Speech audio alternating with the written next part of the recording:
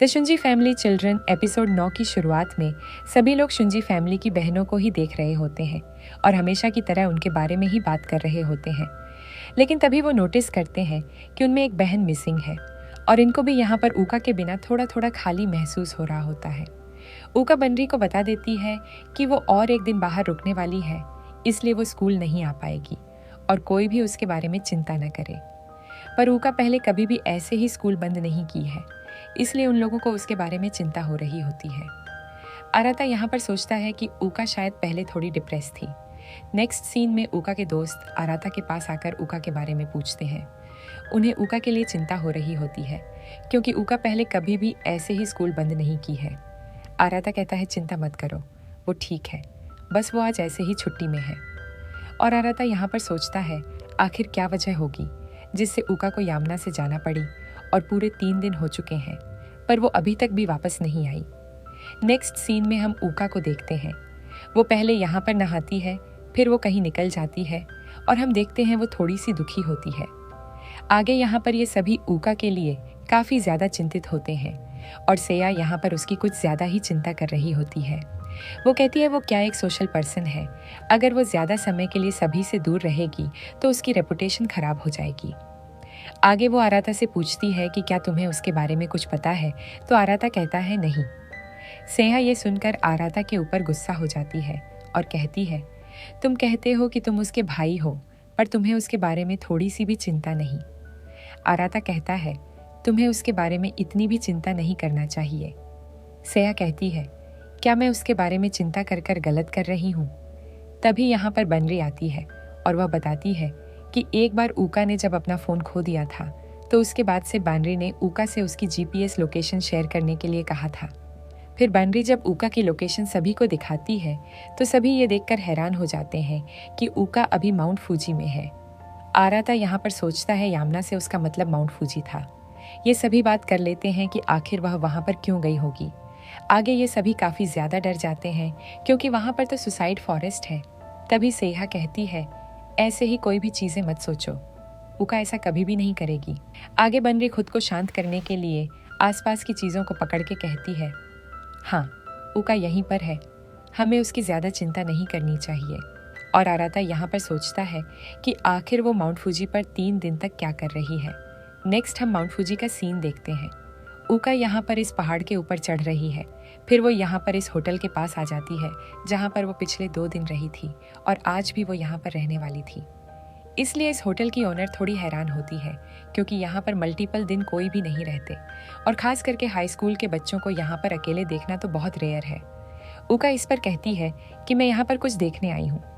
Owner कहते हैं क्या कल सुबह के सनराइज़ देखने के बारे में तुम कह रही हो, पर ऐसा नहीं होता। ऊका अपने बालों में लगाने वाले रिबन को निकालती है और सामने कुछ देखने लगती है। नेक्स्ट सीन में आराता अपने सामान को तैयार करके ऊका को ढूंढने के लिए जाने लगता है। बनरी कहती है पर अभी तो बहुत लेट हो चुका है। आराता कहता है हम सभी चाहते हैं ना ऊका कल अपने स्कूल जाए तो हमें पता लगाना होगा कि आखिर उसे हुआ क्या है। तभी सेहा उससे कहती है हम तुम पर भरोसा कर रहे हैं कि तुम ऊका को वापस ला दोगे। फिर आराता ऊका को ढूंढने के लिए चला जाता है। नेक्स्ट आराता बस के जरिए 5वें स्टेशन में पहुंच जाता है। फिर आगे उसे बनरी से पता चलता है कि ऊका 8वें स्टेशन के किसी माउंटेन शैक में है, इसलिए आराता पहाड़ी के ऊपर चढ़ के 8वें स्टेशन की ओर जाएगा। बनरी उसे अपना ध्यान रखने के लिए कहती है। नेक्स्ट यहाँ पर आराता पहाड़ी के ऊपर चढ़ाई करते हुए सोच रहा होता है वो कैसे रास्ते में सही गई होगी। हाल ही में हमारे साथ बहुत कुछ हुआ है, शायद वो सब चीज़ें उसके ऊपर असर किया होगा, पर फिर भी वो माउंट फूजी पर ही क्यों आई। नेक्स्ट सीन में मिनामी के पास कोटोनो आती है। मिनामी कहती है क्या तुम अभी तक सोई नहीं हो। कोटोनो कहती है मैं थोड़ी सी चिंतित हूँ। मिनामी कहती है मैं समझ सकती हूँ, पर तुम चिंता मत करो, मुझे यकीन है हमें मिल जाएगी। कोटोनो कहती है हाँ, पर उसके साथ मुझे आराता की भी चिंता हो रही है कि कहीं उसे कोई चोट न लग जाए। मिनामी कहती है चिंता मत करो, आराता को कुछ नहीं होगा, वो बहुत स्ट्रांग है।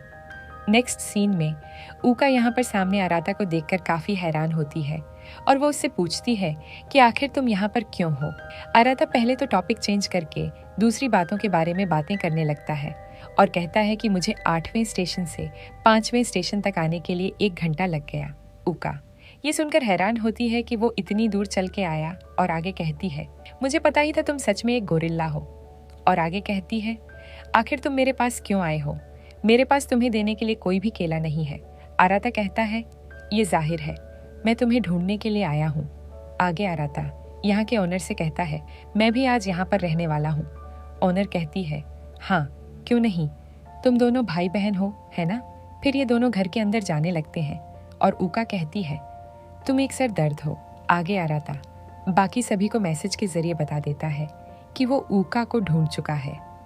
नेक्स्ट सीन में हम देखते हैं इन दोनों को रहने के लिए एक ही रूम मिला होता है और ये रूम भी काफ़ी छोटा होता है। आराता यहाँ पर सोचता है, ये तो बहुत बड़ी प्रॉब्लम हो गई।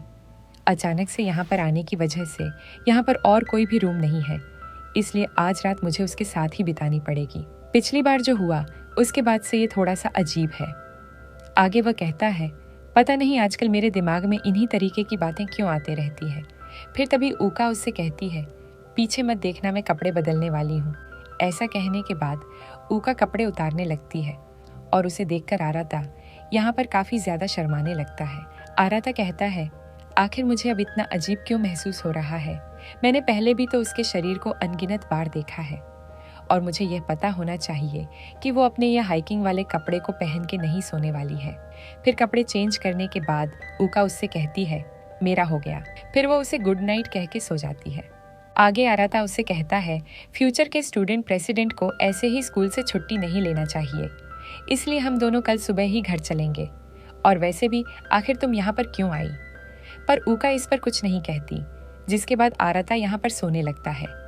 ऊका कहती है, क्या सभी लोग काफी चिंतित हैं? आराता कहता है, हाँ सभी बहुत ज्यादा चिंतित हैं। आगे ऊका उससे कहती है, क्या तुम्हें याद है पापा और मम्मी की मुलाकात माउंट फूजी पर हुई थी? बहुत ऊंचाई पर होने की वजह से मम्मी को एल्टीट्यूड सिकनेस होने लगी, जिस वजह से पापा को उन्हें अपने गोद में उठा के लाना पड़ा। क्या तुम्हें नहीं लगता ये मैजिकल है? वो दोनों एक दूसरे के लिए पूरी तरीके से स्ट्रेंजर्स थे और उनकी मुलाकात समंदर तल से 3000 मीटर ऊपर हुई थी और उसके बाद वो दोनों हमारे मॉम डैड बन गए। हे आराता, मुझे बताओ, क्या तुम्हें लगता है सोलमेट सच में होते हैं? आराता ये सुनकर हैरान होता है। ऊका आगे कहती है, तुम्हारे जन्म के साथ ही तुम्हारे सोलमेट्स चुन लिए जाते हैं और जब तुम प्यार में बढ़ते हो तो पूरा यूनिवर्स तुम्हें एक साथ लाने में लग जाता है और तुम दोनों हमेशा के लिए एक हो जाते हो। और वो सोलमेट्स कोई भी हो सकते हैं, तुम्हारे अपने भाई बहन भी। आराता ये सुनकर काफी ज्यादा चौंक जाता है और कहता है, आखिर तुम क्या कह रही हो? तभी ऊका कहती है, मेरा मतलब है कि कोतोनो पूरी तरीके से तुमसे प्यार करती है। आराता उससे कहता है, ये सब बकवास बंद करो, और मन में कहता है, मुझे उम्मीद नहीं था कि वो इस तरीके की बातें कहेगी। क्या यही वो बात है जिसके बारे में वो पूरे समय सोच रही थी? फिर आगे आराता सोने लगता है और उससे पूछता है, क्या यही बात तुम्हें माउंट फूजी तक ले आई? पर तभी वह देखता है ऊका सो चुकी है। आराता कहता है, मैं यह पता नहीं लगा पाया कि वो यहाँ क्यों आई है। अगर सच में उसके यहाँ आने की वजह यही है तो ये कोई भी मामूली बात नहीं है। फिर आगे आराता उसके ऊपर कंबल को अच्छे से डाल देता है, फिर वो खुद भी सो जाता है। फिर सुबह आराता जब जागता है तो वह देखता है ऊका यहाँ पर नहीं होती। उसे यहाँ पर ऊका की रखी हुई एक पेपर मिलता है जिसमें लिखा हुआ होता है, मैं घर जा रही हूँ। पर हम देखते हैं ऊका अभी भी इस पहाड़ी के ऊपर की ओर आगे बढ़ रही होती है। नेक्स्ट सीन में ये सभी यह जानकर हैरान होते हैं कि आराता ऊका को खो दिया।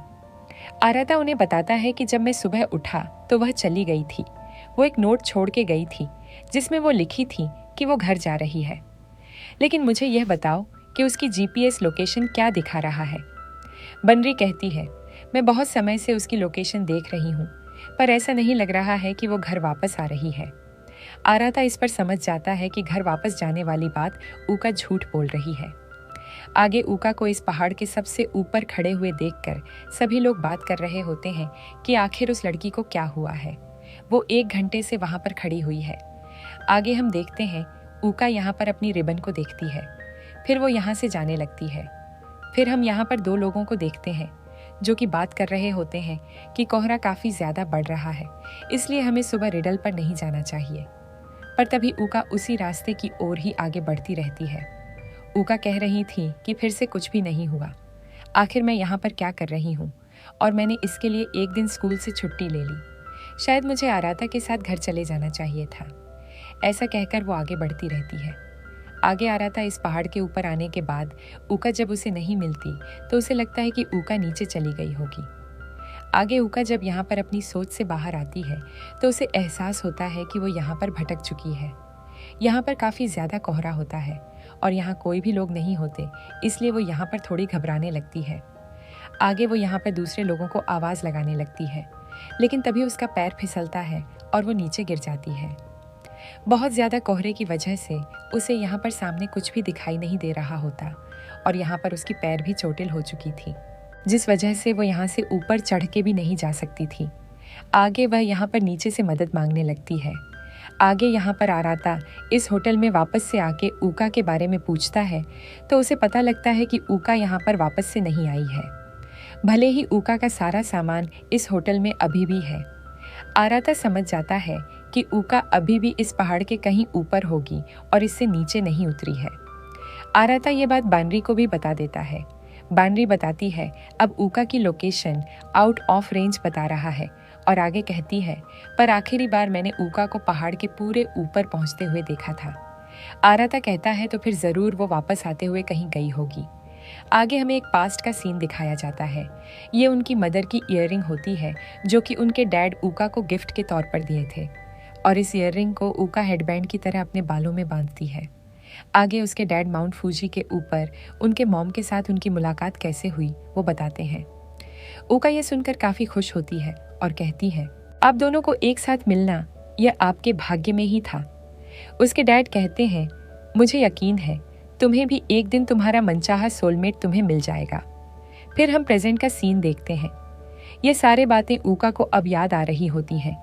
बारिश की वजह से ऊका को यहाँ पर ठंड लगने लगती है और वह सुबह अपनी खाना भी नहीं खाई है और उसके पावर बैंक की भी बैटरी खत्म हो चुकी होती है। आगे वो यहाँ काफ़ी ज़्यादा घबराने लगती है और कहती है कहीं मैं यहाँ फंस तो नहीं गई। उसके पैर में चोट आने की वजह से वो यहाँ पर अकेले चल के नहीं जा सकती है और अगर कोई उसे रेस्क्यू करने के लिए यहाँ पर नहीं आता है तो वो तो यहाँ मर जाएगी। तभी उसे वो बात याद आती है जब उसके डैड कहते हैं कि तुम सभी असल के भाई बहन नहीं हो। वो कहती है अभी इन सब बातों के बारे में सोचने का टाइम नहीं है। आगे वो सोचने लगती है कि बाकी सभी उसके लिए काफ़ी ज़्यादा चिंतित होंगे। फिर वो ऐसे ही खुद को दोष देने लगती है कि मेरी वजह से सभी परेशान हो गए होंगे। तभी यह ईयररिंग्स उसके हाथ से कहीं गिर जाती है और वो उसे ढूंढने लगती है। तभी यह ईयररिंग एक पल के लिए चमकता है जिससे वो इसे आसानी से पा लेती है। आगे वो देखती है आराता ऊपर से लाइट मार रहा होता है जिससे यह ईयररिंग चमकने लगा और आराता उसे यहाँ पर देखकर कहता है ओ तो तुम यहाँ पर हो। और उसे देखकर ऊका को तब की बात याद आती है जब उसके डैड भी उसके मॉम को ऐसे ही बचाए थे। और यहीं पर यह एपिसोड खत्म होता है। अगर आपको ये वीडियो पसंद आया है तो चैनल को सब्सक्राइब कर दो क्योंकि इसका नेक्स्ट एपिसोड मैं कल ही अपलोड कर दूंगा। तो मिलते हैं कल के वीडियो के साथ। Bye bye.